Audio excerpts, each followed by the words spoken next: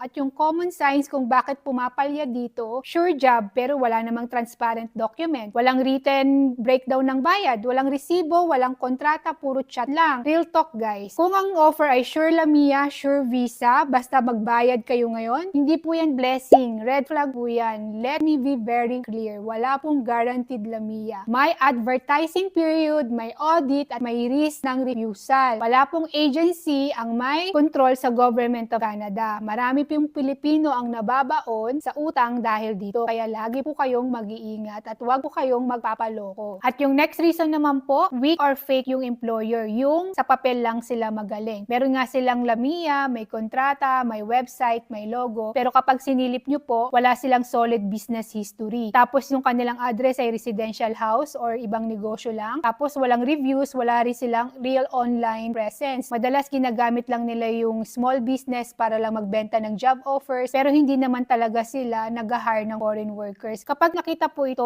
ng Canadian officer, pwede po nilang isipin o sabihin na hindi convincing yung employer nyo. At kahit may Lamia paper ka pa po, pwede pa rin pong ma-refuse yung work permit mo. Kaya tanungin nyo po muna yung sarili nyo.